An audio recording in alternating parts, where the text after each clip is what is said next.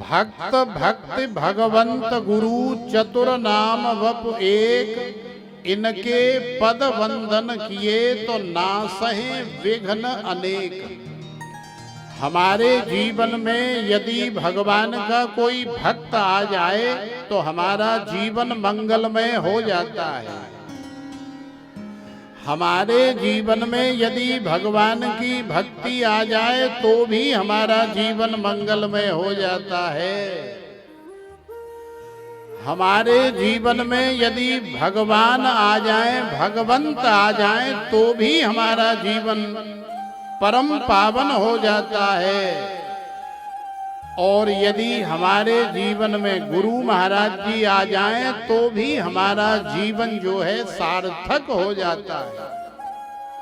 तो महापुरुष कह रहे हैं कि इन चार चीजों में से एक भी चीज यदि तुम्हारे जीवन में आ जाती है तो समझ लेना कि तुम्हारा मानव शरीर धारण करना सार्थक हो गया है, सफल हो गया है। लेकिन महाराज यहाँ भगवान की कथा के माध्यम से तो हमारे जीवन में चारों की चारों चीजें हमें नजर आ रही हैं। यहाँ तो भगवान के भक्त भी हैं, यहाँ तो भक्ति भी है, यहाँ तो भगवंत भी हैं और यहाँ तो गुरु महाराज जी भी हैं। तो भक्त वांछा कल्पतरु ठाकुर श्री रमण बिहारी लाल जी, श्री वृंदावन बिहारी लाल जी, श्री रास बिहारी लाल जी, श्री किशोरी राधिका रानी जी एवं परम आदरणीय, परम पूजनीय, परम वंदनीय, श्रोत्रिय ब्रह्मनिष्ठ, बड़े ही तेजस्वी, तपस्वी, यशस्वी, मनस्वी, ओजस्वी, परम पूज्यपाद श्री सद्गुरुदेव भगवान की कृपा से हमें ये मानव शरीर मिला है। तो सोचो कि जब हमें गुरु महाराज जी की प्रसादी के रूप में ये मानव शरीर मिला है, उनकी कृपा करुणा से मिला है, तो इस मानव शरीर को हमें सार्थक कर लेना चाहिए। और मानव शरीर का जो सर्वोत्कृष्ट लाभ है या फल है वो केवल और केवल हरि कथा ही है, सत्संग ही है, भगवान की भक्ति ही है। बाकी तो भाई संसार में कुछ भी सार नहीं है, कुछ भी सही नहीं है।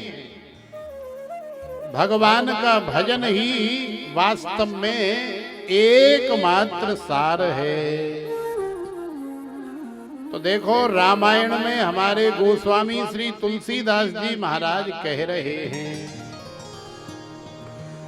हरि अनंत हरि कथा अनंता, गावहि वेद पुराण सब संता। श्री राम जय राम जय जय राम, श्री राम जय राम जय जय राम।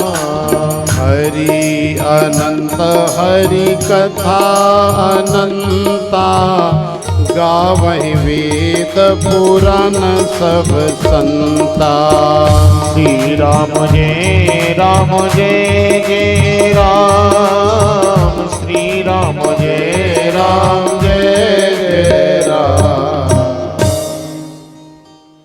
भगवान की कथा कैसी है मैया? भगवान की कथा भगवान जैसी ही है। तो महाराज फिर भगवान कैसे हैं? तो देखो यहाँ श्री तुलसीदास जी महाराज कह रहे हैं कि हरि अनंत, माने भगवान अनंत हैं, तो फिर भगवान की कथा भी अनंत है। कैसे अनंत है महाराज? जिनका न कोई आदि है और न जिनका कोई अंत है, माने जिन भगवान का हम लोग जानते ही नहीं हैं कि भगवान का जन्म कब हुआ और भगवान की उम्र क्या है, तो जिन भगवान के बारे में कोई जानता ही नहीं है, उन भगवान को कहते हैं अनादि ब्रह्म। माने जिसका न कोई आदि है और न जिसका कोई अंत है, वो अनंत है, सृष्टि के कण कण में समाया हुआ है। संपूर्ण त्रिलोकी में, ब्रह्मांड में वही बसा हुआ है। सारी त्रिलोकी में एक भी कण मात्र की ऐसी जगह नहीं है जहां भगवान की सत्ता न हो। तो भगवान अनंत हैं, तो महाराज फिर भगवान की कथा भी अनंत है। इसका भी कोई अंत नहीं है। ये पहले भी थी, आज भी है और आगे भी रहेगी। ये भी अनादि काल से चली आ रही है। तो फिर महाराज आप 7 दिन में भगवान की कथा कैसे कर देंगे, जब ये अनादि है, इसका कोई अंत तो है ही नहीं। तो देखो भगवान की कथा 7 दिन क्या, भगवान की कथा यदि 7 जन्म तक कोई निरंतर करता रहे तो भी पूरी नहीं कर सकता है, क्योंकि भैया इसका कोई अंत नहीं है। लेकिन फिर भी जैसे आकाश अनंत है और आकाश में उड़ने के लिए सभी की स्वतंत्रता है, इस आकाश में न जाने कितने बड़े बड़े प्लेन उड़ रहे हैं, न जाने कितने बड़े बड़े हेलीकॉप्टर उड़ रहे हैं, न जाने कितने बड़े बड़े लड़ाकू विमान उड़ रहे हैं, न जाने कितने वैज्ञानिकों के यान उड़ रहे हैं। इस अनंत आकाश में बहुत सारे पक्षी भी उड़ रहे हैं। इस अनंत आकाश में बहुत सारे मक्खी मच्छर भी उड़ रहे हैं। लेकिन फिर भी महाराज इस अनंत आकाश की ऊंचाई, लंबाई, चौड़ाई, गहराई कोई भी आज तक नाप नहीं पाया है या इसका पार नहीं पाया है।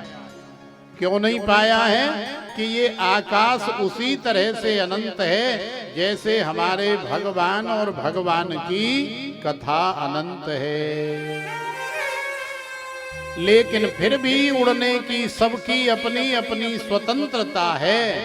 तो भगवान की कथा 7 दिन का विधि विधान बनाया गया कि कम से कम जीवन में या साल में एक बार यदि भगवान की कथा तन मन धन लगा करके 7 दिन सुन ली जाए तो इतने मात्र से ही जीव का मंगल करने वाली है, इतने मात्र से ही कल्याण करने वाली है। तो ऐसी परम पावन कथा कहाँ हो रही है मैया? तो नेमी सारण्य की परम पावन भूमि पर ये कथा चल रही है। नेमी सारण्य कहाँ है? उत्तर प्रदेश के सीतापुर जिले के अंतर्गत एक क्षेत्र है जिसे हम लोग नेमी सारण्य के नाम से जानते हैं। नेमी सारण्य में क्या है महाराज? तो देखो मैया, नेमी सारण्य में रहते हैं बड़े बड़े ऋषि मुनि, बड़े बड़े तपस्वी, बड़े बड़े महात्मा, बड़े बड़े संत, जिनकी उम्र बहुत लंबी लंबी है। कितने रहते हैं महाराज? तो महापुरुषों ने बताया कि नेमी सारण्य में रहने वाले उन ऋषि मुनियों की संख्या है 88,000। तो नेमी सारण्य में कितने ऋषि मुनि रहते हैं? 88,000। तो ऋषि मुनियों का स्वभाव कैसा होता है, साधु संतों का स्वभाव कैसा होता है, आप सब लोग जानते हैं कि साधु संत बड़े ही दयालु होते हैं, साधु संत बड़े ही कृपालु होते हैं। वो सारे संसार का मंगल करना चाहते हैं, सारे संसार का कल्याण करना चाहते हैं। इसीलिए तो साधु संतों ने कहा है कि सर्वे भवन्तु सुखिनः, सर्वे सन्तु निरामयाः, सर्वे भद्राणि पश्यन्तु मा कश्चित् दुख भाग् भवेत्। तो सारे संसार के जीवों का कल्याण करने वाले हैं।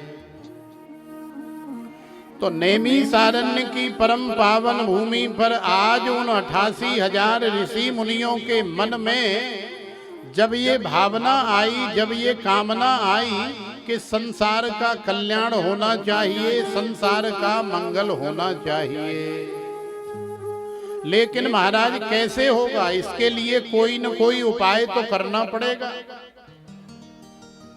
तो देखो गोस्वामी श्री तुलसीदास जी महाराज कहते हैं कि परहित बस जिनके मन माही, तिन कहूँ जग दुर्लभ कछु नाही। दूसरे के कल्याण की भावना, दूसरे के मंगल की भावना यदि हमारे हृदय में आ जाती है तो भगवान दूसरे का कल्याण, दूसरे का मंगल तो महाराज बाद में करते हैं, पहले हमारा मंगल करते हैं, पहले हमारा कल्याण करते हैं।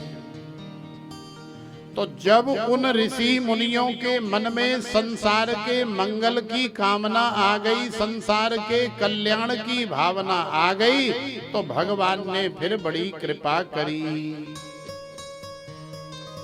देखो कई बार हम लोग भी सोचते हैं कि महाराज असी भजन ते बड़ा कर देने, ते असी सेवा भी बड़ी कर देने, मंदिर भी रोज जाई देने, लेकिन साडे उत्ते भगवान जी दी कृपा नहीं हो रही। ते एदा की कारण? तो देखो यहाँ आपको समझना चाहिए कि यदि हमें ऐसा लग रहा है कि हमारे ऊपर भगवान की कृपा नहीं हो रही, दिन रात मेहनत कर रहे हैं, दिन रात परिश्रम कर रहे हैं, दिन रात पुरुषार्थ कर रहे हैं, लेकिन फिर भी महाराज मेहनत का वो फल जो हमें मिलना चाहिए या जो हमारी कामना है वो हमें नहीं मिल रहा है, तो आखिरकार रुकावट कहाँ आ रही है? आखिरकार भगवान की कृपा, भगवान की दया कहाँ रुकी हुई है? इसका कारण क्या है? तो देखो जब किसी महापुरुष के सानिध्य में बैठ करके हाथ जोड़ करके बड़ी नम्रता से, विनम्रता से, सहजता और सरलता से पूछोगे तो फिर तुम्हें महापुरुष बताएंगे कि भैया कृपा यहाँ रुकी हुई है। क्या बताएंगे महापुरुष? कि परहित बस जिनके मन माही, तिन कहूँ जग दुर्लभ कछु नाही। भगवान उसी के ऊपर कृपा करते हैं जो दूसरे की मदद करना चाहता है या करता है। भगवान उसी के ऊपर कृपा और दया करते हैं जो दूसरे का सहारा बनता है। भगवान उसी के ऊपर कृपा करते हैं जो दूसरे का कल्याण या मंगल करने का प्रयास करता है। लेकिन की करें महाराज, असी ते साड़ी एहो जी माड़ी आदत है, वो आदत से असी मजबूर ने। कितना मजबूर ने कि असी सोच दें कि साड़ी एक आंख फूटे तो हुने ही फूट जाए, लेकिन साडे गवांडी दी ते दोनों फूटनी चाहिए। साड़ी एक टांग टूटे ते हुने ही टूट जाए, लेकिन साडे पड़ोसी दी ते दोनों टूटनी चाहिए। साडा 10-20 हजार रुपए खर्च होवे ते हुने ही हो जाए, लेकिन साडे सामने वाले दाते लखा रुपए असी खराब करके ही छड़ना है। तो तो हम लोगों में ये जो एक दूसरे को नीचा दिखाने की आदत है, हम लोगों में ये जो एक दूसरे की टांग खींचने की आदत है, हम लोगों में एक दूसरे की निंदा करने की ये जो आदत है, हम लोगों में एक दूसरे से जलने की, चिढ़ने की, कुढ़ने की, ये जो ईर्ष्या करने की, ये जो जेलसी करने की आदत है, महाराज कृपा बस यहीं रुकी हुई है। जिस दिन तुम्हारी ये आदत बदल गई, जिस दिन तुम्हारे मन में आ गया कि हे प्रभु आपने मुझे तो जैसा जीवन दिया वो बहुत अच्छा दिया, मेरी हैसियत मेरी औकात से ज्यादा दिया, लेकिन हमारे पड़ोसी को प्रभु आप किसी प्रकार का कोई दुख न देना। हमारा पड़ोसी जो है दिन दूना रात चौगुनी तरक्की करे, और यदि हमें भी मौका मिले कि हम भी पड़ोसी का कुछ सहारा बन सकें, तो महाराज हम भी प्रयास करेंगे, हम भी कोशिश करेंगे कि यदि कोई कहीं तरक्की करने का, मेहनत करके, पुरुषार्थ करके कुछ पाने का प्रयास कर रहा है, और भगवान ने हमें इस योग्य बनाया है कि हम उसे थोड़ा सहारा दे सके या हम उसे थोड़ा धक्का लगा दें, तो महाराज वो ऊंचाई पर चढ़ जाए। तो हमें ऐसा प्रयास करना चाहिए। जिस दिन हमारे अंदर ऐसी भावना आ जाएगी, जिस दिन हमारी सोच बदल जाएगी, समझ लेना कि उसी दिन भगवान की कृपा का अनुभव हमें होना प्रारंभ हो जाएगा। तो प्रेम नाल बोलो राधे राधे। तो देखो आज उन 88,000 ऋषि मुनियों के हृदय में जब ऐसी भावना आई महाराज, तो भगवान ने बड़ी कृपा करी, और भगवान ने अपनी कृपा करुणा से महर्षि वेदव्यास जी के परम लाडले शिष्य श्री सूत जी महाराज को नैमिषारण्य में भेज दिया। श्री सूत जी महाराज नैमिषारण्य में आए, और सूत जी महाराज को जब उन 88,000 ऋषि मुनियों ने देखा, तो सूत जी महाराज का उन ऋषि मुनियों ने स्वागत किया, सत्कार किया, वंदन अभिनंदन किया। सूत जी महाराज को बड़ी लज्जा आई, सूत जी महाराज को बड़ी शर्म आई। सूत जी महाराज कहने लगे, अरे भैया, हे प्यारे ऋषि मुनियों, हे गुरु महाराज, हे संत महापुरुषों, आप हमारा इतना स्वागत सत्कार वंदन अभिनंदन कर रहे हैं, ये सब देख करके हम तो पानी पानी भये जा रहे हैं। महाराज ऐसा न करें। आखिरकार श्री सूत जी महाराज को लज्जा क्यों आ रही है?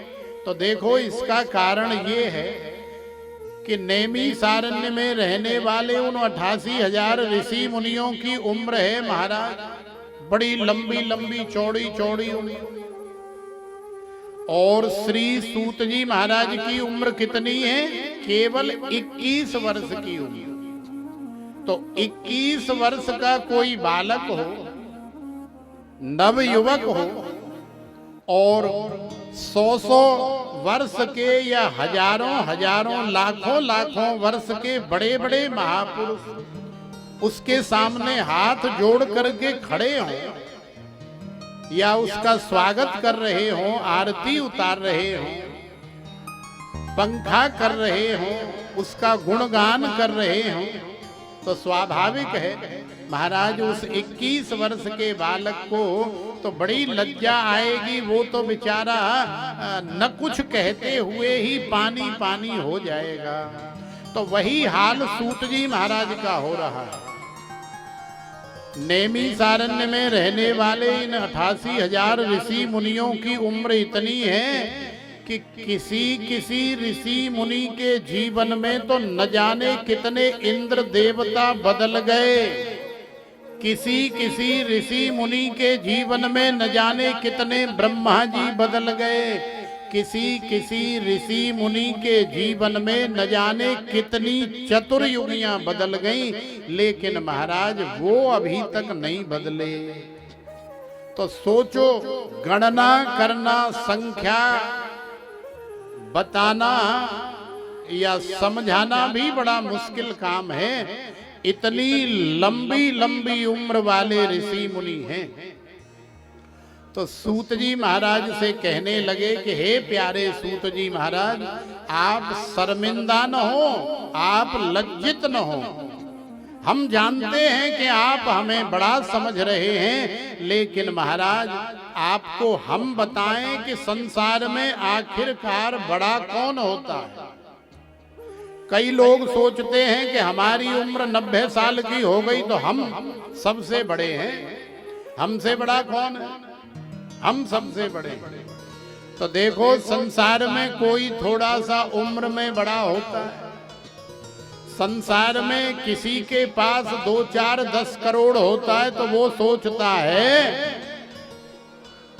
कि मैं ही बड़ा हूं, मेरे से बड़ा इस दुनिया में कौन है, मैं ही सबसे बड़ा हूं। तो संसार में कोई थोड़ा सा धन में भी बड़ा होता है, और संसार में किसी के पास थोड़ा बाहुबल भी होता है, कोई पहलवानी कर लेता है, कोई मल्लई कर लेता है, तो वो सोचता है कि मैं सबसे बड़ा हूं। तो संसार में कोई थोड़ा सा बल में भी बड़ा होता है। तो कहने का भाव आप समझें, संसार में कोई थोड़ा उम्र में बड़ा होता है, कोई थोड़ा बल में बड़ा होता है, कोई थोड़ा महाराज धन में बड़ा होता है। लेकिन महापुरुष कहते हैं कि संसार में असली बड़ा तो वही है जिसके पास भगवान की भक्ति है, जिसके पास भगवान की कथा का गायन है या श्रवण है, या जिसके पास संत महापुरुषों की, गुरुओं की सेवा है, वही वास्तव में सबसे बड़ा है।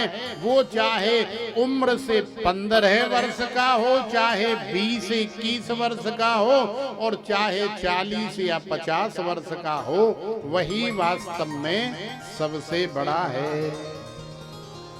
तो सूत जी महाराज को थोड़ा धीरज बंधाया कि महाराज तुसी चिंता न करो, असी बड़े नहीं गे महाराज, तुसी बड़े नहीं।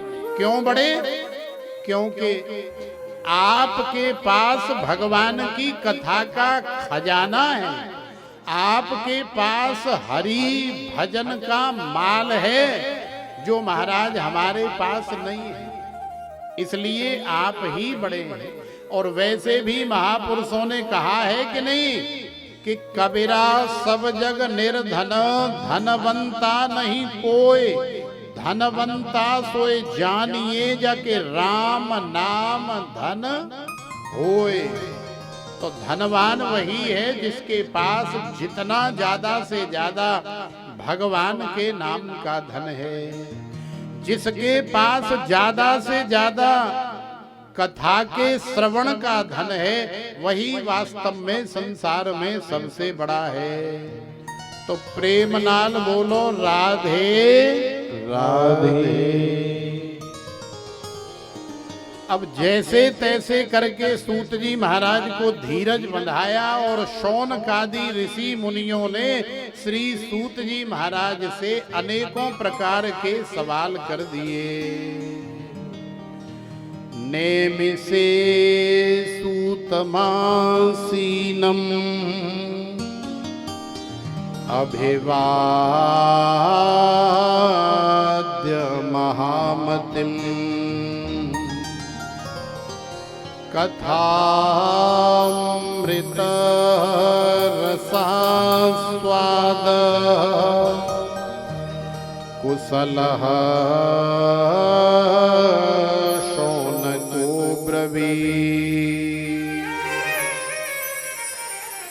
अज्ञान ध्वांत विध्वंस कोटि सूर्य समप्रभा सूताख्या हि कथा सारम् मम करण रसायनम् श्रेयसां यद भवच्छ्रेयः पावनानां च पावनम् कृष्ण प्राप्ति करम सस्व साधनम तद्वदाधुना।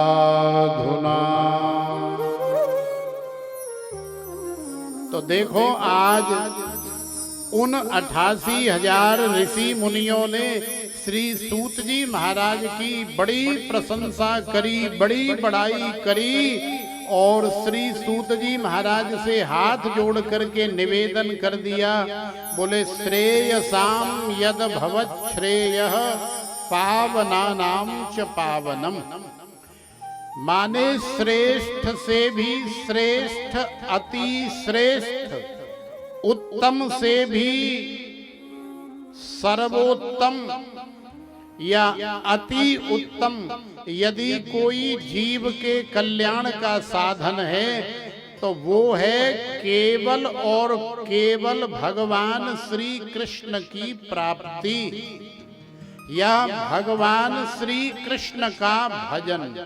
तो महाराज हम आपसे जानना चाहते हैं कि कृष्ण प्राप्ति करम सस्वत साधनम तद्वदाधुना। माने उन भगवान श्री कृष्ण की हमें सदा सर्वदा अहरनिश रहने वाली प्राप्ति कैसे संभव होगी। तो श्री सूत जी महाराज तो बेचारे चुपचाप सुन रहे हैं और शौनकादि ऋषि कुछ न कुछ कहे ही जा रहे हैं। जब शौनकादि ऋषियों ने देखा कि श्री सूत जी महाराज फिर थोड़े शर्मिंदा हो रहे हैं, फिर थोड़े लज्जित हो रहे हैं, तो शौनकादि ऋषियों ने कहा कि देखो महाराज, चिंता मणिर लोक सुखम सुरद्रुः स्वर्ग संपदम प्रयच्छति गुरु प्रीतो वैकुंठम योग दुर्लभम। संसार में यदि किसी को चिंता मणि नामक मणि प्राप्त हो जाए तो उस मणि के प्रभाव से वो अपनी सांसारिक चिंताओं का, अपने जीवन के सारे दुखों का हरण कर सकता है और यहाँ तक कि बहुत सारा दान पुण्य धर्म सत्कर्म करके सुरद्रुः स्वर्ग संपदम माने स्वर्ग की संपदा को भी महाराज प्राप्त कर सकता है। लेकिन यदि वही चाहे कि मुझे इस चिंतामणि के माध्यम से मुझे भगवान की अनुभूति हो जाए या भगवत धाम की प्राप्ति हो जाए तो महाराज ऐसा कदापि संभव नहीं है। ऐसा तो तभी संभव है जब आप जैसे महापुरुषों के सामने बैठ करके भगवान की कथा सुनी जाए और आप जैसे महापुरुषों का आशीर्वाद मिले, तभी जीव को भगवान की अनुभूति या भगवत धाम की प्राप्ति संभव होती है। तो श्री सूत जी महाराज ने कहा कि ठीक है शौनकादि ऋषियों, हम तुम्हें भगवान की कथा सुनाएंगे, अवश्य सुनाएंगे, लेकिन महाराज कथा सुनाने से पहले जिन गुरु महाराज ने हमें ये शरीर प्रदान किया है, जिन गुरु महाराज की कृपा से, दया से, सामर्थ्य से हमें भगवान की कथा रूपी प्रसादी मिली है, या जिनकी ऊर्जा से ही हमारा ये शरीर चल रहा है, या जिनकी दया से ही हमारे अंदर ये जो चेतना है, ये चेतना बनी हुई है, पहले हम हमारे गुरुजी महाराज को याद कर लें, उनका वंदन अभिनंदन कर लें, और उसके बाद में फिर भगवान की कथा आपको हम सुनाएंगे।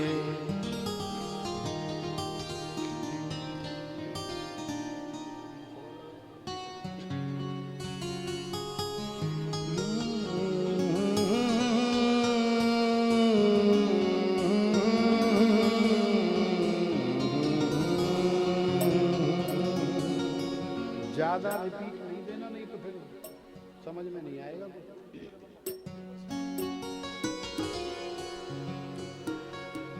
हो मैनू खुशी गुरु जी तुआड़े आवण दी रावां विच फूल बरसावांगे। मैनू खुशी गुरु जी तुआड़े आवण दी रावां विच फूल बरसावांगे। मैनू खुशी गुरु जी तुआड़े आवण दी रावां विच फूल बरसावांगे। मैनू खुशी गुरु जी तुआड़े आवण दी रावां विच फूल बरसावांगे। रावां विच फूल बरसावांगे, रावां विच फूल बरसावांगे। रावां विच फूल बरसावांगे, रावां विच फूल बरसावांगे। मैनू खुशी गुरु जी तुआड़े आवण दी रावां विच फूल बरसावांगे। मैनू खुशी गुरु जी तुआड़े आवण दी रावां विच फूल बरसावांगे।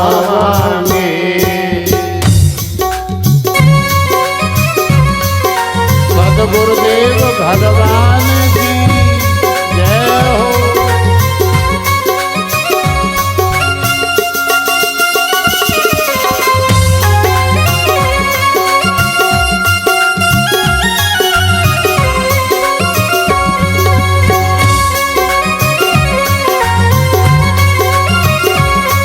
सेवा करते हुए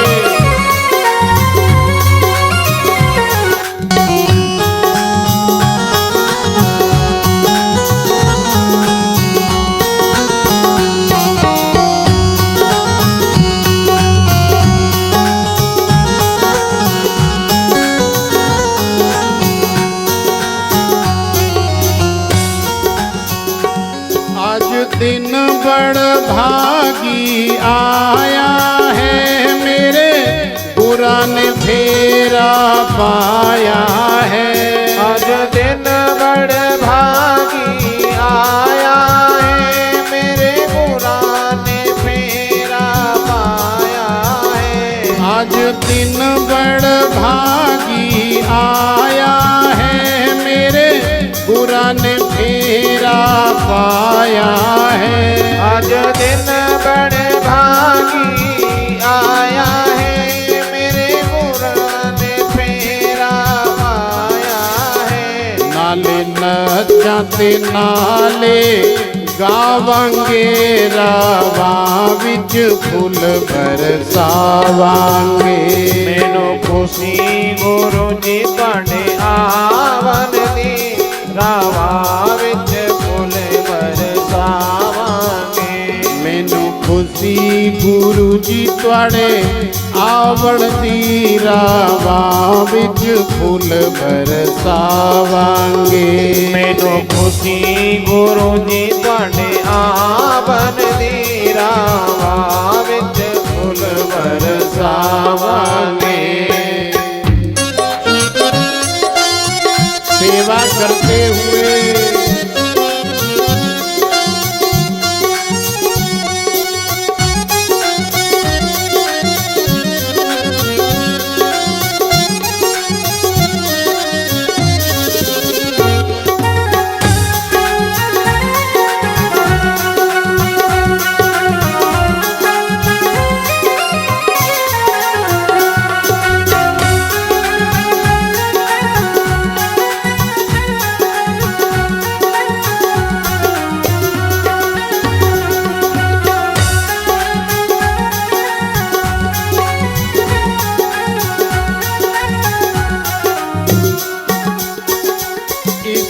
धरती दे भाग ने चंगे ने जिथे गुरां ने डेरा लाया है।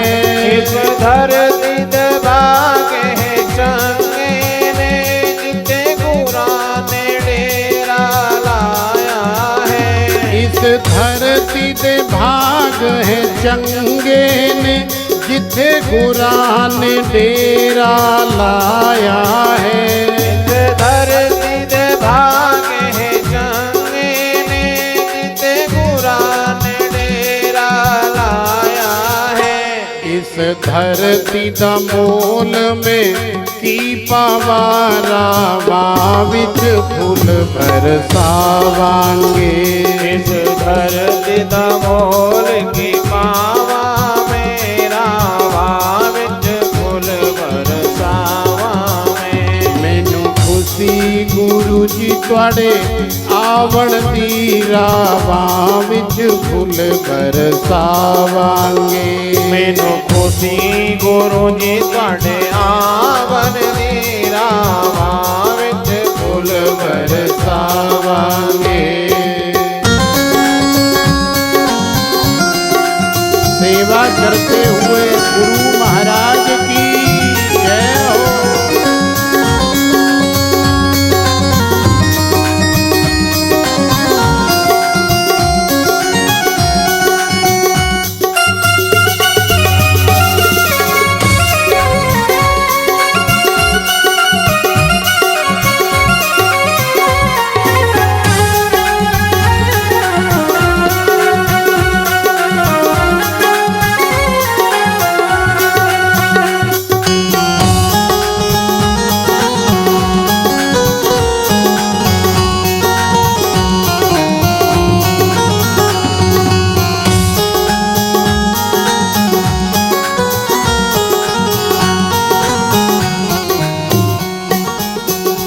असी तेरा देता खावांगे तेनू दिल दे विच में बसावांगे। असी तेरा देता खावांगे तेनू दिल दे विच में बसावांगे। असी तेरा देता खावांगे तेनू दिल दे विच में बसावांगे। असी तेरा देता खावांगे तेनू दिल दे विच बसावांगे। तेरा लख लख शुकर मनावा मेरा वां विच फूल बरसावांगे। तेरा लख लख शुकर मनावा मेरा वां विच फूल बरसावांगे। मैनू खुशी गुरु जी तुहाडे आवण दी रावां विच फूल बरसावांगे। मैनू खुशी गुरु जी तुहाडे आवन दी रावां विच फूल बरसावांगे। रावां विच फूल बरसावांगे। रावां विच फूल बरसावांगे। रावां विच फूल बरसावांगे। रावां विच फूल बरसावांगे। मैनू खुशी गुरु जी तुहाडे आवण दी रावां विच फूल बरसावांगे। मैनू खुशी गुरु जी तुहाडे आवन दी रावां विच फूल बरसावांगे। रावां विच फूल बरसावांगे। रावां विच फूल बरसावांगे। रावां विच फूल बरसावांगे। रावां विच फूल बरसावांगे। जय जय श्री राधे श्याम। तो देखो श्री सूत जी महाराज के साथ साथ हम लोगों ने भी अपने अपने गुरु महाराज का वंदन किया, गुरु महाराज का स्मरण किया और श्री गुरु महाराज को प्रणाम किया। संसार में जो अपने गुरु महाराज का हमेशा शुक्र गुजार रहता है, जो हमेशा उनको वंदन करता रहता है, जो हमेशा उनको याद करता रहता है, जीवन में उसे कभी भी कोई भी परेशानी नहीं आती है। क्यों नहीं आती है? क्योंकि भगवान और गुरु में किसी प्रकार का भेद नहीं है। महापुरुष कहते हैं मैया कि गुरु में तुम में भेदन देवा, गुरु सेवा सो तुम्हारी सेवा। माने गुरु जी की सेवा कर ली तो भी भगवान की सेवा हो गई, और भगवान की सेवा कर ली तो समझ लो गुरु जी की सेवा हो गई। तस्मिस् तज्जने भेदा भावा तदेव साध्यताम दुह संग सर्वथैव त्याज्य। महापुरुषों ने कहा है कि देखो गुरु और भगवान दोनों एक ही होते हैं, इनमें किसी प्रकार का भेद नहीं है। जैसे भक्त और भगवान में भेद नहीं है, जैसे संसार में पति और पत्नी में भेद नहीं है, ऐसे ही गुरु और भगवान में भेद नहीं है। तो गुरु महाराज को प्रणाम किया तो गुरु महाराज के आशीर्वाद से ही श्री सूत जी महाराज कथा कह रहे हैं, और गुरु महाराज के आशीर्वाद से ही हम आप लोगों के सामने कुछ कहने का प्रयास कर रहे हैं। तो देखो आज कथा का प्रथम दिवस है। अब वैसे तो कलश यात्रा कल ही संपन्न कर ली गई थी, क्योंकि चूंकि बहुत लंबी कलश यात्रा होती है, यहाँ की ट्रैक्टर और ट्रालियों में भर भर के माता बहन भाई बंधु जाते हैं, और कम से कम 4-4, 5-5 गांव जो है घूम करके आते हैं, मंदिरों में प्रणाम करके आते हैं, और इस आयोजन का निमंत्रण भी दे करके आते हैं। तो कलश यात्रा तो कल ही संपन्न कर ली गई, और बाकी आज की जो तैयारियां थी वो भी लगभग पूरी कर ली गई, और थोड़ी बहुत जो कहीं छोटी मोटी कोई कमी पेशी रह भी गई है तो वो आज पूरी हो जाएगी, और कल से बड़ा ही आनंद आने वाला है। अच्छा, तुम्हें नहीं लग रहा है कि कल से कुछ ज्यादा आनंद आने वाला है? लग रहा है कि नहीं लग रहा है? पहले ये बताओ, लगदा? तो प्रेम नाल बोलो राधे राधे। तो श्री सूत जी महाराज कथा सुना रहे हैं, और श्री सूत जी महाराज कथा सुनाते हुए शौनकादि 88,000 ऋषि मुनियों से कह रहे हैं कि देखो भैया, ये उस समय की बात है जब राजा परीक्षित को शमीक मुनि के बेटे श्रृंगी का श्राप लग गया था। तो जब राजा को पता लगा कि मैं इसी हफ्ते के अंतिम दिवस में, माने आज से 7वें दिन मेरी मृत्यु हो जाएगी, मैं मर जाऊंगा, तो राजा ने अपना राजपाट त्याग दिया, रानी को भी त्याग दिया, बच्चों को भी त्याग दिया, और जो भी राजसी वस्त्राभूषण थे, जो भी संसार की जिम्मेदारियां थी, वो सब छोड़ दी। बड़े बेटे को राजा बना दिया, और सारी दुनिया का ताम झाम छोड़ करके राजा परीक्षित पहुंच गए शुक्रताल में मां भगवती गंगा के परम पावन तट पर। तो देखो, राजा परीक्षित कोई अधर्मी राजा नहीं है, कोई दुष्ट राजा नहीं है। राजा परीक्षित धर्मनिष्ठ राजा है, राजा परीक्षित प्रजा का, साधु संतों का, गैया मैयाओं का और सारी दुनिया का बड़ा ही ध्यान रखने वाले हैं, सभी की सेवा करने वाले, बड़े ही सज्जन धर्मात्मा राजा हैं। तो जब खबर सारे संसार में फैली और जैसे जैसे ऋषि मुनियों को पता लगा, जैसे जैसे साधु संत महात्माओं को पता लगा, तो महाराज बड़ा दुख हुआ कि ऐसे धर्मात्मा राजा, ऐसे साधु संत सेवी, गौ सेवी, ब्राह्मण सेवी राजा यदि हमारे मध्य से चले जाएंगे तो फिर हमारा ध्यान कौन रखेगा महाराज। ये कलयुग तो हमें जीने नहीं देगा, मार डालेगा, खा जाएगा। ये राजा परीक्षित की ही तो सामर्थ्य है जिनके माध्यम से कली काल भी थर थर कांपता है। तो ऋषि मुनियों को, सज्जनों को, धर्मनिष्ठ लोगों को बड़ा ही दुख हुआ, बड़ा कष्ट हुआ। एक एक, दो दो, चार चार, 10 10, 20 20 करके महाराज जाने लगे।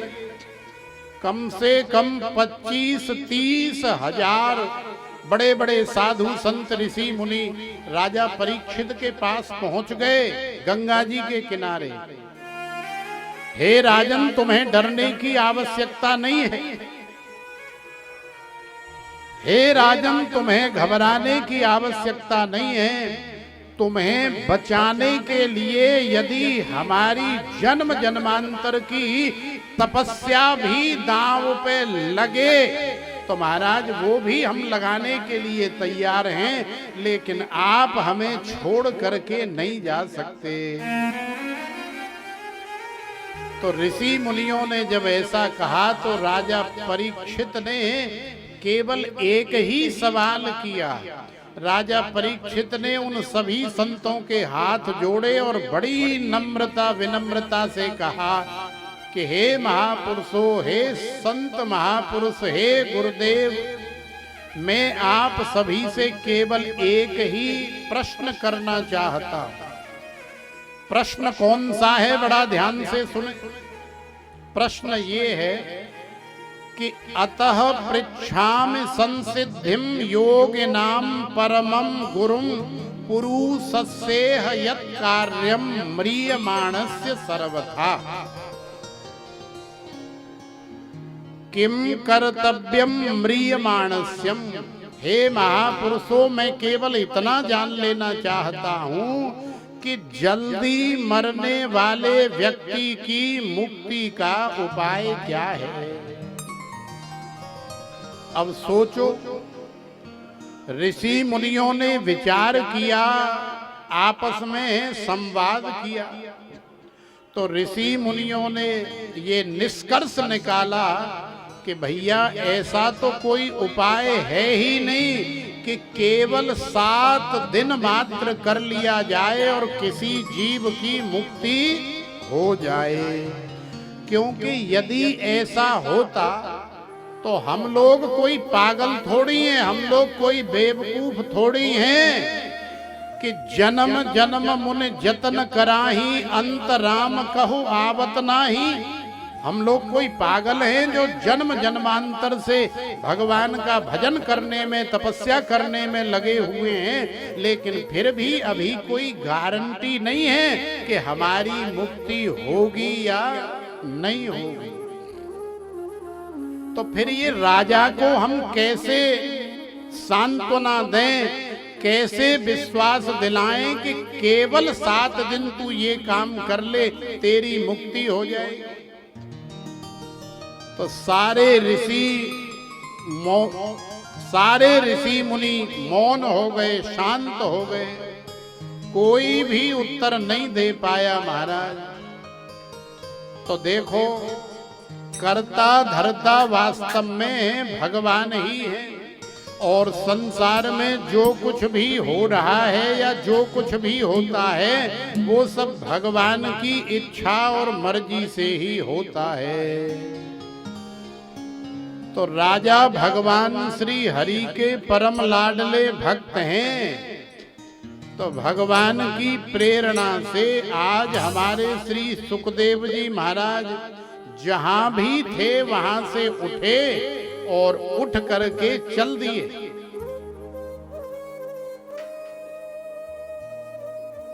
श्री व्यास जी महाराज ने लिखा है कि तत्रा भवद भगवान व्यास पुत्रो यदृच्छया गामट मानोनपेक्षः अलक्ष्य लिंगो निज लाभ तुष्टो वृतश्च बालैः अवधूत वेशः। श्री सुखदेव जी महाराज भगवान की प्रेरणा से उठे और उठ करके चल दिए। कहाँ जा रहे हैं ये भी पता नहीं है। चलते चलते चलते चलते चलते चलते महाराज वहीं आकर के पहुंच गए जहां राजा की समस्या का समाधान करना है। कई बार हमारे साथ भी जीवन में ऐसा होता है कि हम बीमार हो जाते हैं, हमें कोई किसी रोग ने बहुत परेशान किया होता है। 10-20 डॉक्टरों के पास हम लोग जाते हैं, लेकिन महाराज कहीं से भी हमें संतुष्टि नहीं मिलती है। और फिर भगवान की कृपा से, संत महापुरुषों की कृपा से कोई ऐसा वैद्य या ऐसा डॉक्टर हमारे जीवन में आता है कि वो आते ही हमारी 10 साल पुरानी समस्या का 10 मिनट में ही निराकरण कर देता है, समाधान कर देता है।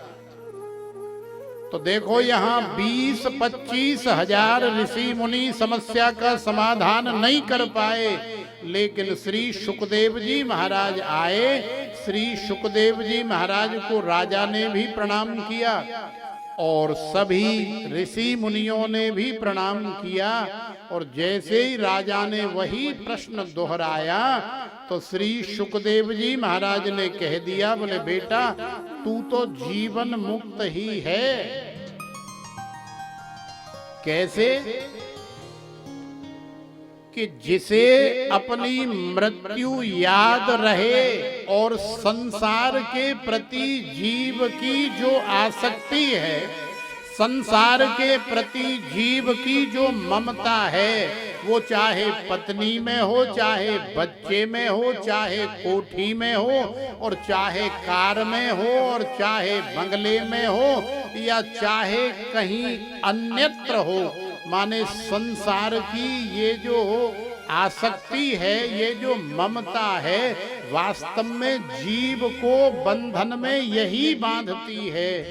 और हम देख रहे हैं कि राजन तुम्हारी आसक्ति का नाश हो गया है। तुम्हारी आसक्ति अब संसार में नहीं है। और जिस दिन जीव की आसक्ति संसार से हट जाती है, उसी दिन जीव जो है जीवन मुक्त हो जाता है। बंधन कब तक है? जब तक हमें ऐसा लग रहा है कि ये मेरा है, या ये मेरी है, ये तेरा है, ये तेरी है, ये घर मेरा है, ये गाड़ी मेरी है, ये पैसा मेरा है, ये मंदिर मेरा है, ये जमीन मेरी है। तो जब तक ये जो मेरी और मेरा और तेरा हमारे अंदर चल रहा है, समझ लेना कि हम संसार के बंधन में बंधे हुए। जिस दिन ये आसक्ति हमारे अंदर से छूट जाती है या दूर हो जाती है, संसार का कोई भान ही नहीं रहता है। सर्वत्र ब्रह्म ही नजर आता है। सब भगवान का है। ये भी भगवान का है, वो भी भगवान का है, मैं भी भगवान का हूँ, आप भी भगवान के हैं। जो हो रहा है वो भी भगवान की इच्छा से हो रहा है। जो हो चुका है वो भी भगवान की इच्छा से हो चुका है। और अब जो होगा वो भी भगवान की इच्छा से होगा। तो ऐसे भाव की जब जागृति हो जाती है तो जीव जो है मुक्त हो जाता है। तो श्री सुखदेव जी महाराज ने कहा कि राजा की आसक्ति तो उसी समय संसार के प्रति छूट गई जब राजा को पता लगा कि अब हमें इस लोक से अपने असली सच्चे लोक में हमें जाना है। तो देखो कथा बड़े काम की है। जैसे इस लोक में जीने के लिए, रहने के लिए, खाने पीने के लिए, मौज मस्ती करने के लिए हमें संसार के धन की आवश्यकता पड़ती है, और जिसके पास जितना ज्यादा धन है वो उतना ही सुविधा से इस संसार में जीवन जी रहा है। तो सोचो और विचार करो कि मामला सारा धन का ही है, और जिसके पास धन नहीं है वो बेचारा तंगी से एक एक दिन न जाने कैसे कैसे करके जीवन काट रहा है, जीवन जी रहा है। कभी भूखा भी है, कभी प्यासा भी है, शीत पड़ रहा है, सर्दी पड़ रही है, बस जैसे तैसे गुजारा कर रहा है। भयंकर गर्मी पड़ रही है, पैसे वाले लोगों के लिए तो कोई सर्दी नहीं, कोई गर्मी नहीं। बढ़िया बढ़िया कपड़े खरीदो, पहनो। सर्दी में कमरे में गीजर वो हीटर चलाओ, और गर्मी में महाराज एसी चलाओ। घर में भी एसी और कार में भी एसी। लेकिन इन सारे सुखों के पीछे मूल कारण है संसार का धन। यदि जेब गर्म है तो तुम सारी दुनिया में कहीं भी चले जाओ, तुम्हें किसी की आवश्यकता नहीं। जब भूख लगेगी बढ़िया किसी भोजनालय में बैठ के भोजन कर लोगे। जब डोलते डोलते रात्रि हो जाएगी, विश्राम की आवश्यकता पड़ेगी, तो बढ़िया सा कमरा लेकर के अपना विश्राम कर लोगे। और खूब 4-6 दिन की यात्रा में 10-20 हजार खर्च करके आनंद के साथ यात्रा करके वापस आ जाओगे।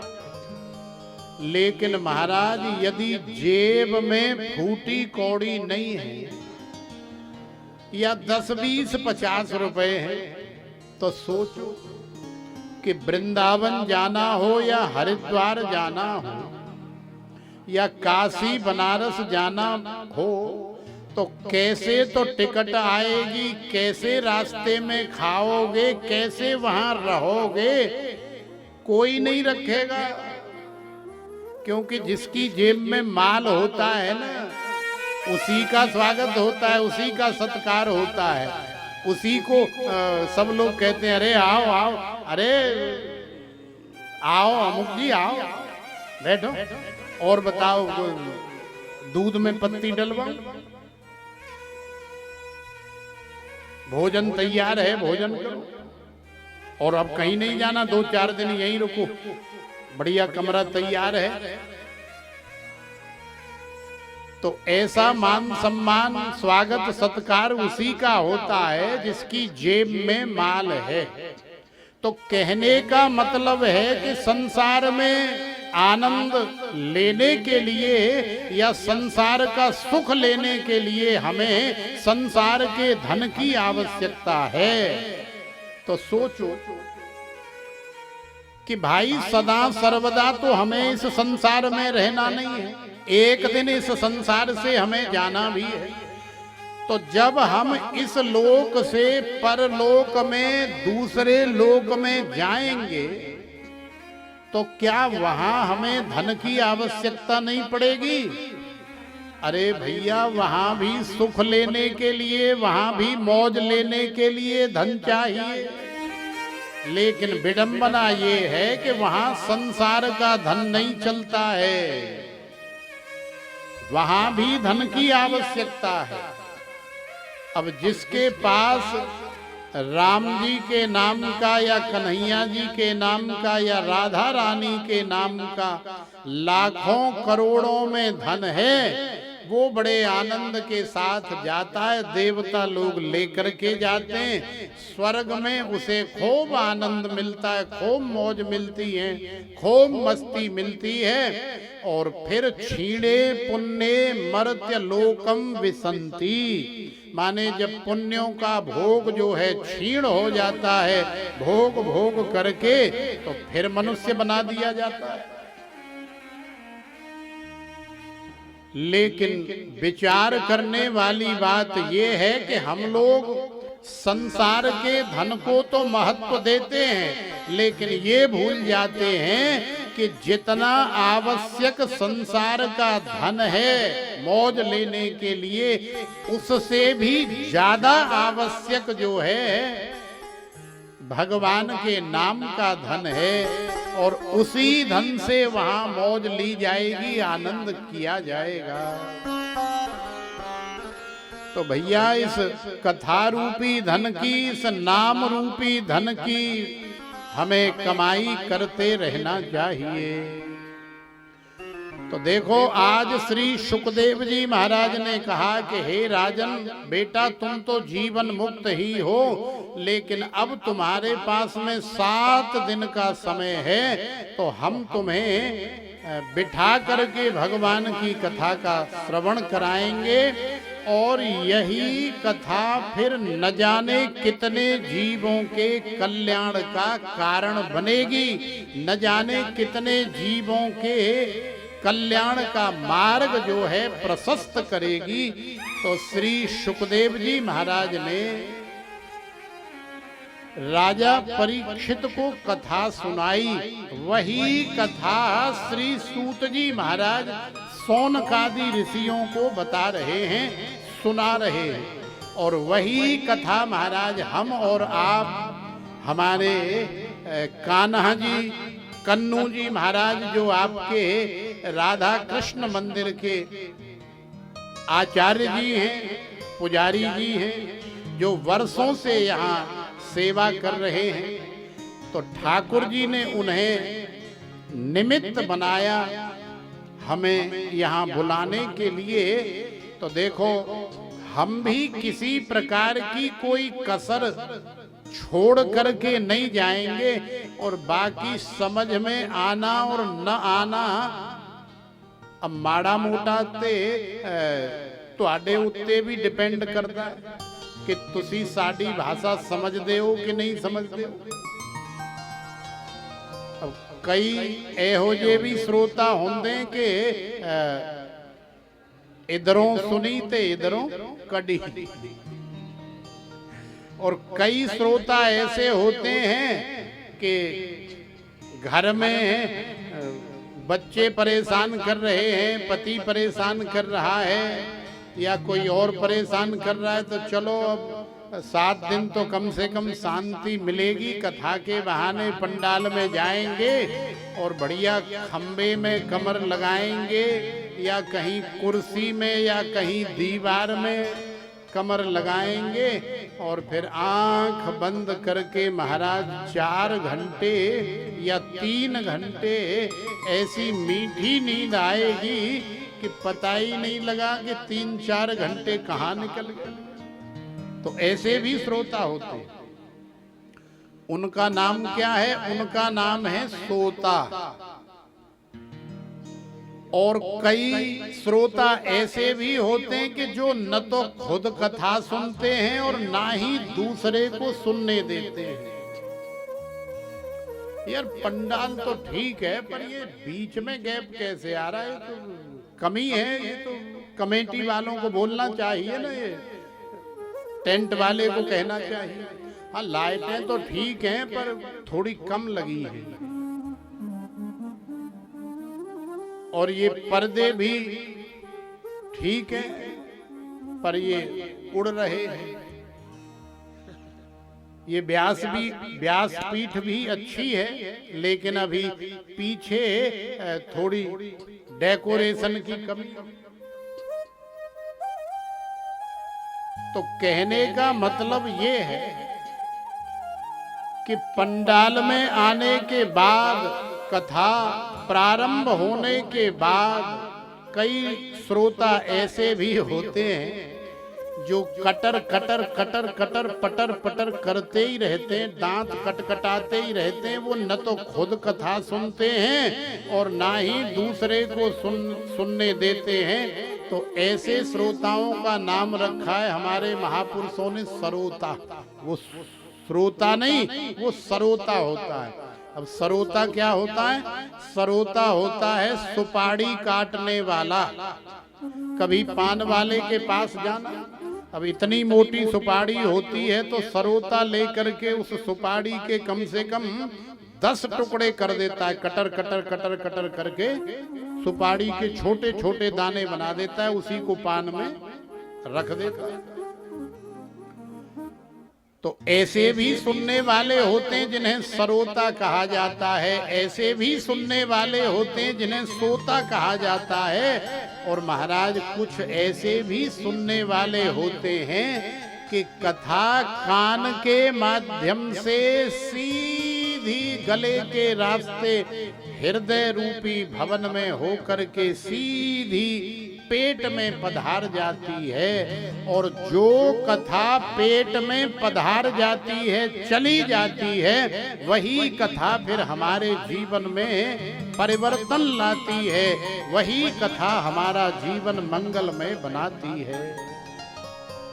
अब ये तो नेचुरल और प्रैक्टिकली बात है। डॉक्टर के द्वारा दी गई कोई भी गोली, कोई भी कैप्सूल, कोई भी मेडिसिन, जब तक तुम भैया उसे पेट में नहीं ले जाओगे तब तक वो काम नहीं करेगी। ऐसा नहीं है कि डॉक्टर साहब ने खुराक दी और घर आके माथे से लगा के हाथ जोड़ के और खुराक रख दी तो तुम्हारा बुखार ठीक हो जाएगा या तुम्हारे दर्द बंद हो जाएंगे। ऐसा नहीं है भैया। डॉक्टर के द्वारा दी गई दवाई, रसायन तुम्हें पेट में ले जानी पड़ेगी। तो ऐसे ही भगवान की कथा है। अब हम तो खूब बढ़िया बढ़िया कथा सुनाएंगे, बड़ी बड़ी सुंदर भक्ति की, ज्ञान की, वैराग्य की चर्चा करेंगे, लेकिन थोड़ा माड़ा जा ਤੁਹਾਡਾ भी फर्ज बनता है कि तुसी ध्यान नाल साडी कथा नू सुनो ते सुन के उन्हों माड़ी मोटी अंदर भी ले जाओ। ते जे माड़ी मोटी भी अंदर चली जाएगी तो भी ਤੁਹਾਡਾ कल्याण होएगा। तो प्रेम नाल बोलो राधे राधे। तो श्री सूत जी महाराज वही कथा सुना रहे हैं जो श्री सुखदेव जी महाराज ने सुनाई। तो श्री सुखदेव जी महाराज ने कौन सी कथा सुनाई? श्रीमद् भागवत की कथा सुनाई। और जैसे ही श्री सुखदेव जी महाराज कथा का शुभारंभ करने लगे, वैसे ही स्वर्ग में रहने वाले देवताओं को पता लग गया। तो देवताओं का मन हुआ कि भगवान की परम मंगलमय भागवत की कथा हम भी सुन करके आए। तो देवता लोग भी चले आए। अब देवता लोग आए और देवता लोगों ने आकर के माँ भगवती गंगा के परम पावन तट पर कथा के दिव्य प्रांगण में श्री सुखदेव जी महाराज से निवेदन किया। बोले महाराज आप हमें कथा सुनाओ। तो श्री सुखदेव जी महाराज ने कहा कि हाँ हाँ भैया क्यों नहीं, कथा शुरू हो रही है और आप बैठो। नहीं महाराज असी इदा नहीं बैठ सकते। ते फिर किदा बैठोगे भाई? वधिया कारपेट बिछवा रखी है, वधिया गद्दे लगवा रखे, माड़ी मोटी कुर्सी भी हैगी है। नहीं ते तुसी अपने घरों ले आओ ते कुर्सी दे बैठ के सुनो, गद्दे दे बैठ के सुनो। नहीं ते सोफा लगवा दिए जाएं, सोफा लगा करके सुनो। जे कुर्सी दे भी नहीं बैठा जांदा, गद्दे उत्ते नहीं बैठा जांदा, ते महाराज फिर बेड भी लगवा देते, बेड पे बैठ के सुनो। बैठ के नहीं सुना जाता है तो लेट के ही सुनो, लेकिन कम से कम सुनो तो सही। तो देवताओं ने कहा कि महाराज नहीं, एहो जी कोई गल नहीं है, असी इदा नहीं सुनेंगे। तो फिर तुसी दसो महाराज किदा सुनोगे, उदा सुना देने। तो देवताओं ने कहा कि असी देवता ने असी मानवा दे नाल बह के कथा नहीं सुन सकते। ते महाराज पहले ये राजा परीक्षित को यहाँ से हटाओ, ये ऋषि मुनियों को यहाँ से दफा करो, और फिर असी सारे देवता इकट्ठे होकर के तुहाडे कोलों कथा सुनेंगे।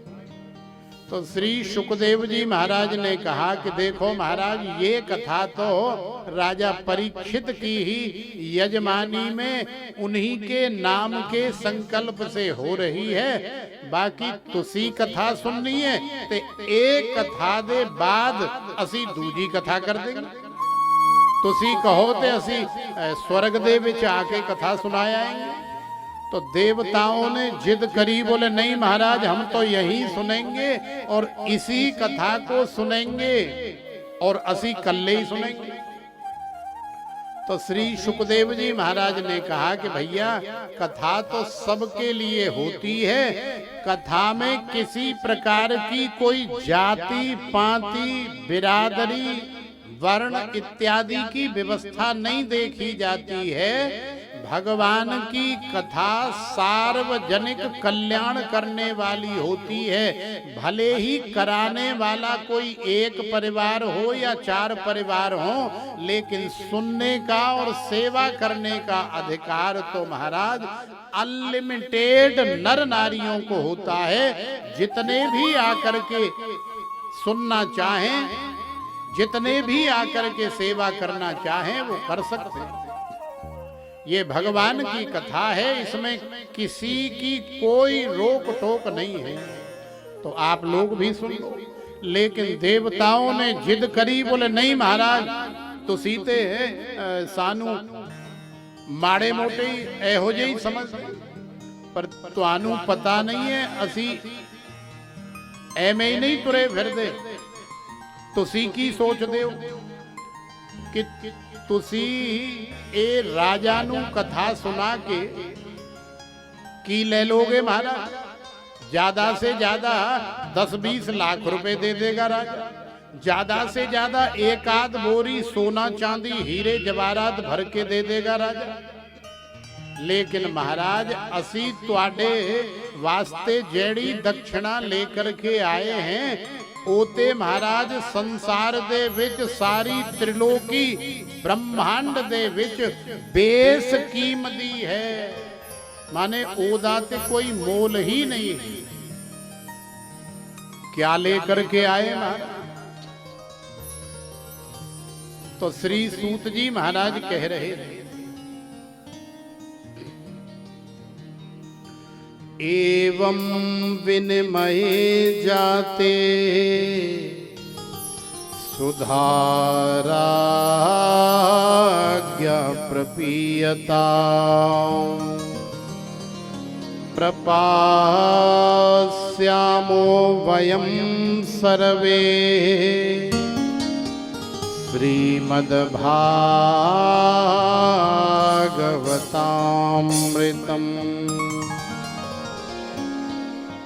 तो देखो बड़ी नम्रता से, बड़ी विनम्रता से, बड़ी सहजता से देवताओं ने निवेदन किया कि महाराज हम सारी दुनिया की बेस कीमती वस्तु अमृत का कलश लेकर के आए हैं।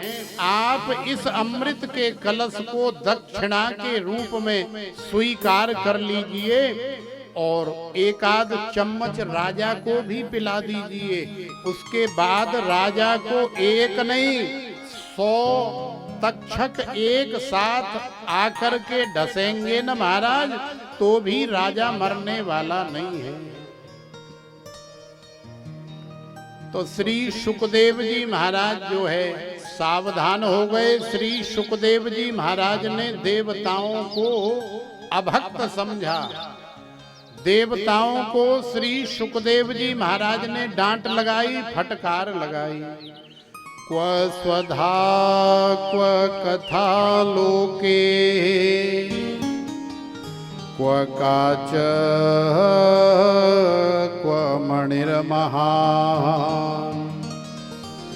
ब्रह्मरातो विचारयैवम् तदा देवाञ्जहासः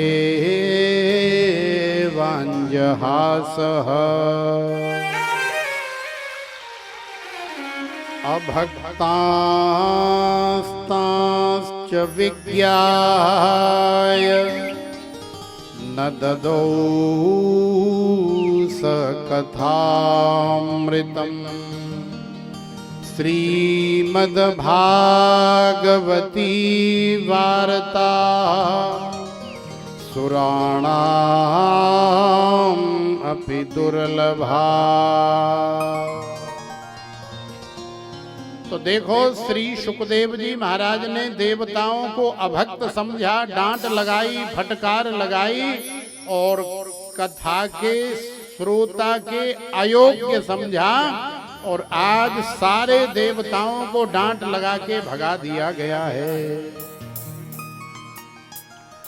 देवता लोग गए सीधे ब्रह्मा जी के पास और ब्रह्मा जी के पास जाकर के देवता लोगों ने अपनी नाराजगी व्यक्त करी। ब्रह्मा जी से कहा, महाराज आज के बाद हम आपकी नौकरी नहीं करेंगे। क्यों नहीं करेंगे? कि जिस नौकरी को करने में कोई मान न हो, सम्मान न हो, इज्जत न हो, महाराज ऐसी नौकरी हमें नहीं करनी। तो ब्रह्मा जी ने पूछा कि अरे भैया बताओ तो सही, गल की है, बात क्या हो गई है? तो देवताओं ने सारी बात बताई कि शुकदेव नाम के बाबा गंगा जी के किनारे कथा कर रहे हैं और आज उन्होंने अपनी कथा को ही दुनिया में सबसे श्रेष्ठ बता दिया है और कथा को महाराज स्वर्ग में रखे हुए अमृत से भी न जाने कितना ऊंचा बता दिया है, न जाने कितना आगे तक बता दिया है। तो हमें तो आश्चर्य हो रहा है। हम तो समझ रहे थे कि दुनिया की सबसे बेशकीमती वस्तु केवल स्वर्ग का अमृत ही है, लेकिन शुकदेव जी महाराज ने तो महाराज हमें बेइज्जत करके वहां से दौड़ाया है। अब आप ही बताओ न कि भगवान की श्रीमद् भागवत कथा श्रेष्ठ है या स्वर्ग का अमृत श्रेष्ठ है? तो ब्रह्मा जी ने कहा कि भैया ऐसा करो, इसमें बताने की आवश्यकता ही नहीं है। अरे कथा हो रही है, अब एक दिन करके 7 दिन कथा हो जाएगी, तो तुम भी यहीं से कथा सुन लो और हम भी यहीं से कथा सुन लेते हैं और आंखों से देख लेते हैं कि 7 दिन कथा सुनने के बाद राजा की क्या गति होती है। माने भगवान की भागवत कथा सुनने के बाद जीवन में क्या रंग लाती है। तो ब्रह्मा जी ने देवताओं को जैसे तैसे करके मनाया, तो ब्रह्मा जी भी ब्रह्मलोक से टुकुर टुकुर देखने लगे और इंद्रादि देवता भी सब देखने लगे। अब 1 दिन हुआ, 2 दिन हुए, 3 दिन हुए, 4 दिन हुए, आनंद बढ़ता चला गया और ऐसे ही महाराज 5 दिन हुए। 6वें दिन भगवान का विवाह महोत्सव बड़ी धूमधाम के साथ मनाया गया और 7वें दिन की कथा का जैसे ही विश्राम हुआ, भगवान श्रीमन नारायण के पार्षद दिव्य अद्भुत अलौकिक विमान लेकर के गंगा जी के परम पावन तट पर प्रकट हो गए और श्रीमन नारायण नारायण नारायण कीर्तन करते हुए राजा परीक्षित का हाथ पकड़ा, विमान में बिठाया, राजा को सिंहासन पर विराजमान किया और महाराज आरती उतारी, चंवर डुलाया, नैवेद्य निवेदित किया और भगवान का कीर्तन करते हुए भगवत धाम में ले गए। तो ब्रह्मा जी ने जब ये अपनी आंखों से देखा तो ब्रह्मा जी को भी आश्चर्य हुआ। ब्रह्मा जी भी मोह को प्राप्त हो गए। राज्ञो मोक्षम तथा वीक्ष पुरा धातापि विस्मितः सत्य लोके तुलाम बद्ध्वा तोलयत साधनान्यज। ब्रह्मा जी ने सोचा कि हे भगवान, ऐसी भी कोई कथा है इस धराधाम पर जो केवल 7 दिन सुन लेने मात्र से जीव को मुक्ति प्रदान कर देती है या भगवान के धाम में लेकर के चली जाती है। तो ब्रह्मा जी ने तुरंत तराजू मंगाई, ब्रह्मा जी ने तुरंत तकड़ी मंगाई और तकड़ी दे 2 पल्ले होंगे। अब आजकल ते कंप्यूटरीकृत तकड़ी चल दी है ते ओदे विच ते एक ही पल्ला हुंदा, लेकिन पहले जेड़ी तकड़ी चलदी सी ओदे ते तराजू दे 2 पल्ले हुंदे ते जदों दोनों पल्ले बराबर हो जाएं ते समझ लो कि माल बराबर है।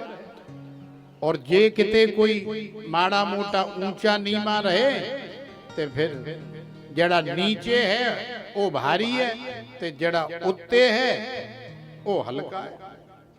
तो ब्रह्मा जी ने भागवत जी को मंगाया और भागवत जी को मंगा करके तकड़ी दे 1 पल्ले दे विच रख दिया और तकड़ी दे दूजे पल्ले दे विच ब्रह्मा जी ने 1 वेद रखा, तकड़ी उठाई, लेकिन भागवत जी दा जेड़ा पल्ला है वो उठाया ही नहीं। फिर ब्रह्मा जी ने दूजा वेद मंगाया, तीजा मंगाया, चौथा मंगाया, एक एक करके 6 शास्त्र मंगाए, एक एक करके ब्रह्मा जी ने 17 पुराण मंगाए।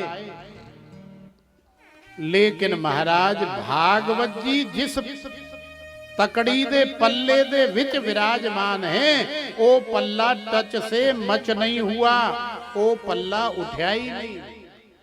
अब तो ब्रह्मा जी का मोह भंग हो गया। ब्रह्मा जी समझ गए कि श्रीमद् भागवत की कथा कोई ग्रंथ नहीं है, श्रीमद् भागवत की कथा कोई पोथी नहीं है, पत्रा नहीं है, ये तो भैया साक्षात श्री कृष्ण है। इसीलिए कहा है कि श्रीमद् भागवताख्योऽयम्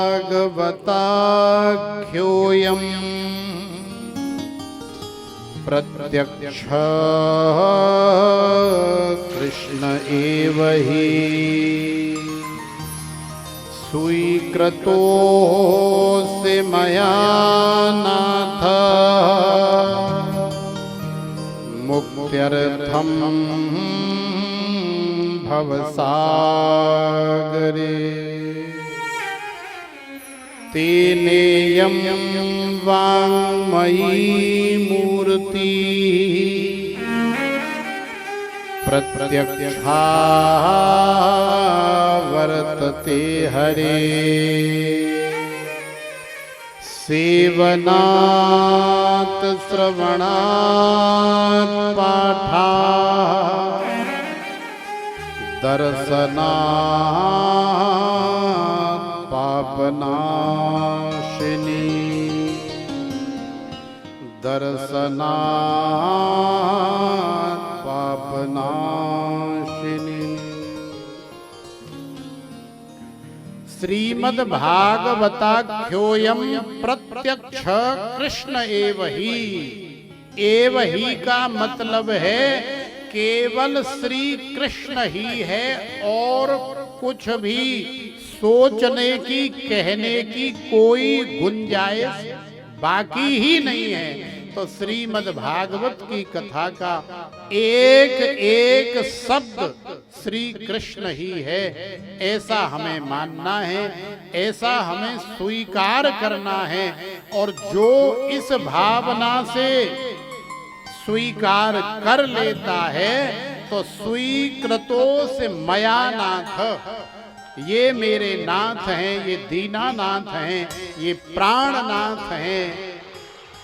जो ऐसा स्वीकार कर लेता है तो फिर उसकी मुक्ति में किसी प्रकार का कोई संशय रहता ही नहीं है। मुक्त्यर्थम भवसागरे, इस भवसागर से वो जो है सहज में ही पार हो जाता है।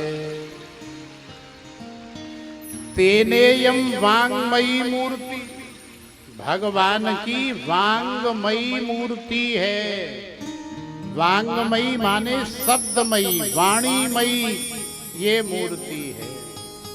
प्रत्यक्षा वर्तते हरे, भगवान श्री हरि ही श्रीमद् भागवत के एक एक शब्द के रूप में हमारे अंदर जा रहे हैं, हमारे हृदय में पधार रहे हैं। इसलिए श्रीमद् भागवत का सेवन करना चाहिए। सेवन का मतलब सेवा करना भी है, पूजा करना भी है, अर्चना वंदना करना भी है, सुनना भी है। तो सेवनात् माने हमारे जीवन में ये आ जाए तो इसका सेवन हो। श्रवणाद, श्रवण करना चाहिए। समय मिले तो पाठ भी करना चाहिए घर में बैठ करके।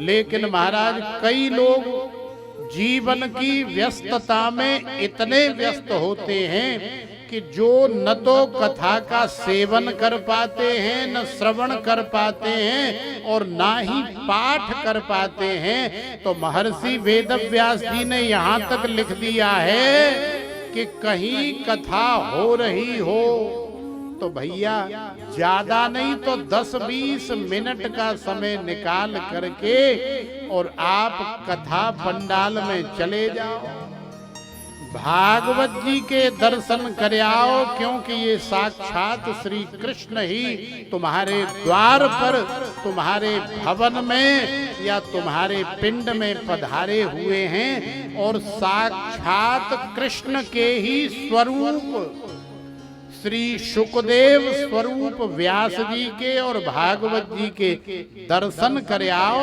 और जो तुम्हारी श्रद्धा हो वहां मत्था टेक करके प्रणाम करके आ जाओ। तो महाराज यदि इतना भी कर लोगे तो दर्शनात् पाप नाशिनी, माने भागवत के दर्शन कर लेने मात्र से ही हमारे न जाने कितने पापों का नाश हो जाता है, पापों का प्रक्षालन हो जाता है। तो प्रेम नाल बोलो राधे राधे। स्वकीयम यद भवत्तेजः तच्च भागवते दधात तिरोधाय प्रविष्टोयम श्रीमद् भागवतार्णवम्। श्रीमद् भागवत की कथा कली काल में साक्षात श्री कृष्ण का ही स्वरूप है।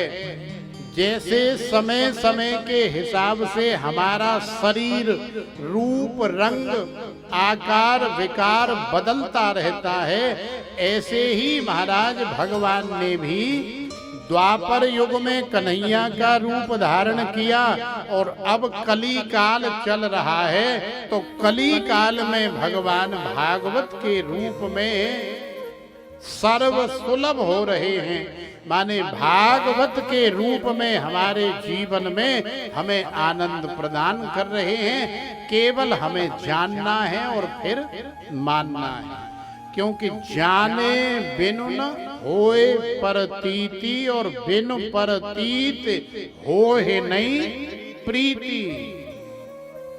तो ऐसा हमें जानना है। और आज हम भगवान के बारे में, भगवान की कथा के बारे में जानने के लिए ही बैठे हैं। बाकी कथाओं का क्रम तो जो है कल से फिर अविरल रूप से प्रवाहित होगा। और जैसा कि हमें पता लगा, अब वैसे तो आजकल चूंकि लोगों के पास इतना समय तो होता नहीं है। अब पहले 20 साल पहले, 25 साल पहले ऐसी परंपरा थी कि 3-4 घंटे प्रातः काल की सभा में और 3-4 घंटे संध्या की वेला में, माने रात्रि वेला में कथा हुआ करती थी। तो लोग भी बड़े आनंद के साथ, भक्तजन भी बड़े आनंद के साथ उसका रसपान करते थे और खूब कथा का श्रवण करके अपना जीवन धन्य बनाते थे। लेकिन अब व्यस्तता बढ़ती चली गई, काम धंधे बढ़ते चले गए और 4 पैसे अर्जित करने के चक्कर में हम लोग इतने बिजी हो गए। तो फिर महापुरुषों ने देखा कि अब एक ही सत्र में लोगों की संख्या कम होने लगी है, तो फिर धीरे धीरे वही एक रात्रि वेला का शाम का सत्र रोक दिया गया और फिर दोपहर का या प्रातः काल का ये जो सत्र होता है कथा का, यही वर्षों से अब चल रहा है। अब ज्यादातर 1000 कथा यदि कोई करने जा रहा है तो उन 1000 कथाओं में 999 कथा एक ही सत्र की होती हैं और कोई एक ऐसी कथा भी होती है जिसमें 2 सत्र भी चलते हैं। कई जगह शाम को रात्रि में कीर्तन भजन की भी व्यवस्था होती है। तो हम यहाँ आए तो आज हमें पता लगा कि महाराज यहाँ संध्या वेला का भी 1-2 घंटे का सत्र रहता है। तो उसमें आपकी स्वतंत्रता है कि आप उसमें हमें कथा सुनाएं या आप उसमें हमें कीर्तन सुनाएं या आप उसमें हमें भजन सुनाएं। तो हमने कहा ठीक है भैया, जब ऐसी आपकी परंपरा है और आप सुनने के लिए तैयार हैं, अब ऐसा तो करना मत कि हम आकर के बैठ जाएं और हमारे सामने गिनती की बस 4 मूर्ति बैठी हों और हम जो है बेमतलब में 1-2 घंटा खूब बढ़िया बढ़िया कथा सुनाएं और आप सुनने के लिए ना आए। तो आप सब लोग भी जितने अब आए हैं उससे ज्यादा शाम को आए और इस कथा का नित्य इसी प्रकार से आनंद लें, श्रवण करें, क्योंकि कली काल में भगवान का स्वरूप ही कथा है। तो आज यदि भगवान की सेवा करनी है, पूजा करनी है प्रत्यक्ष रूप से, तो आप भगवान की कथा सुन लो, भगवान की कथा में सेवा कर लो, वही तुम्हारे जीवन का सबसे बड़ा परम लाभ है।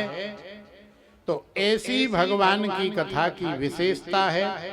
तो देखो अभी महात्म की कथा बहुत बाकी है, लेकिन चूंकि शाम को भी 1-8 घंटे का सत्र है, तो बाकी जो आज की कथा है वो हम आपको शाम को सुनाएंगे।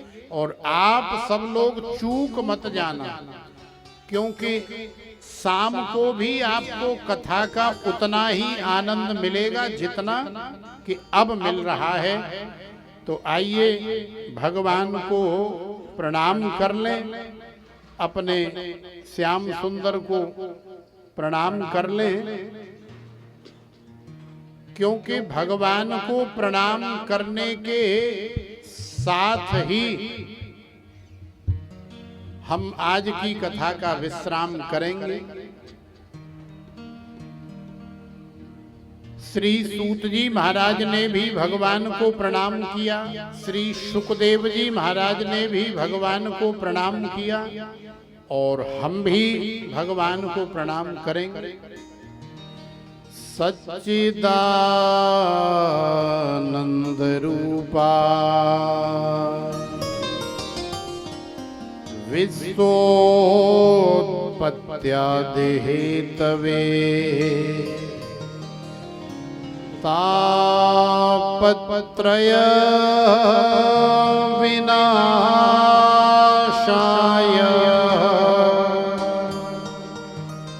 श्री कृष्णाय वयं नुमः।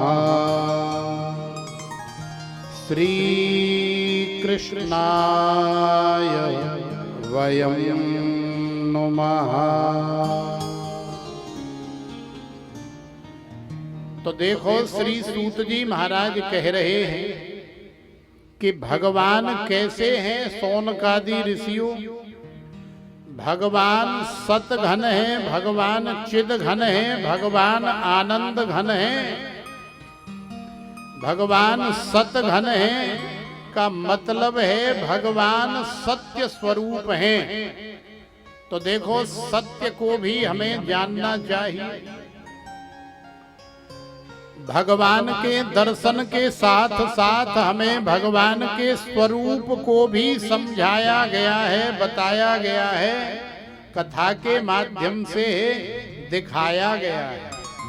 कैसे हैं भगवान? तो बोले सतघन हैं। सतघन का मतलब सत्य का घनीभूत रूप। तो महाराज ये सत्य क्या है? तो महापुरुषों ने बताया है कि त्रिकाला बाधित्वम सत्यत्वम, जिसका तीनों काल में कभी नाश नहीं होता है, जिसका तीनों काल में कभी बाध नहीं होता है, जिसे तीनों कालों में न बांधा जा सकता है न रोका टोका जा सकता है, वही है सत्य। तो ऐसा सत्य कौन सा है महाराज? जो पहले भी था, आज भी है और आगे भी रहेगा।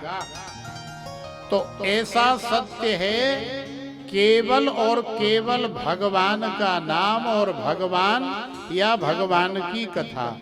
बाकी तो संसार में जो कुछ भी है, हर चीज की, हर वस्तु की, हर पदार्थ की एक म्याद है, एक लिमिट है, एक समय सीमा है, और उसी के अंतर्गत जो है वो संसार से लुप्त हो जाती है, माने नष्ट हो जाती है।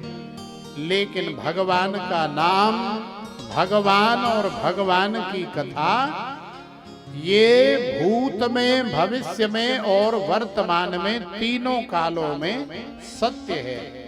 तो भगवान ही सत्य हैं। अब दूसरी बात आती है चित्त की।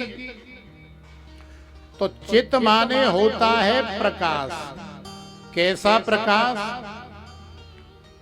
तो देखो अभी आकाश में सूर्य नारायण रूपी प्रकाश प्रकाशित हो रहा है।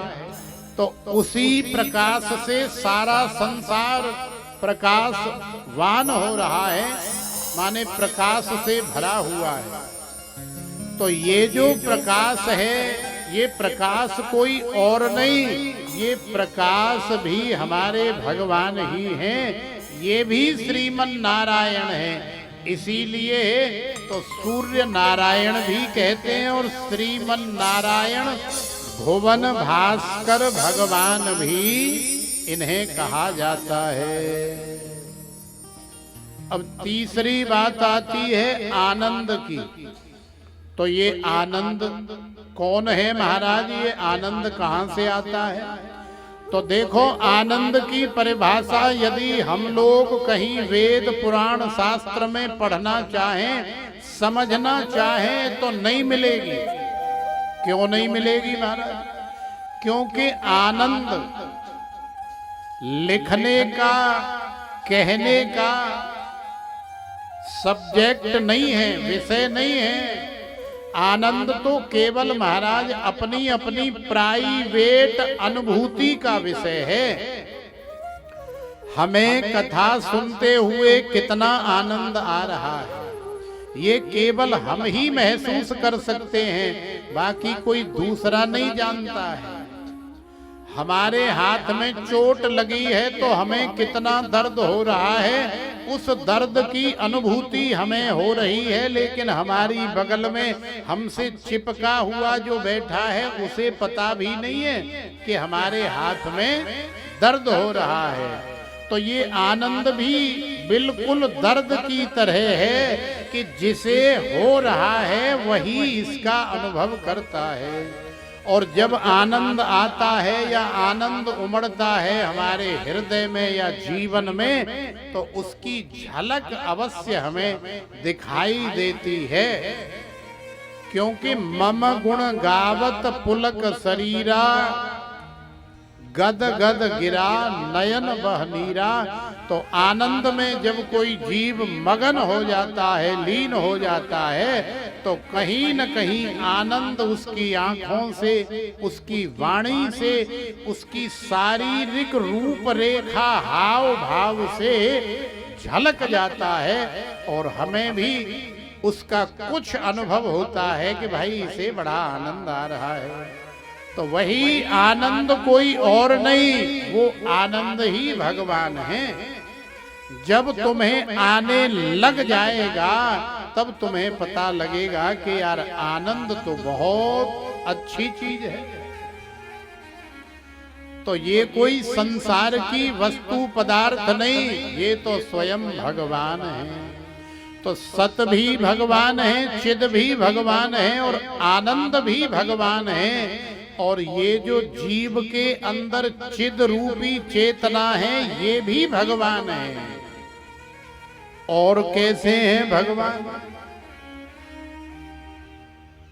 तो देखो, विश्वोत्पत्त्यादि हेतवे, इस संसार की उत्पत्ति के, इस संसार के पालन पोषण के और समय आने पर इस संसार के संहार के हेतु भी एकमात्र भगवान ही हैं।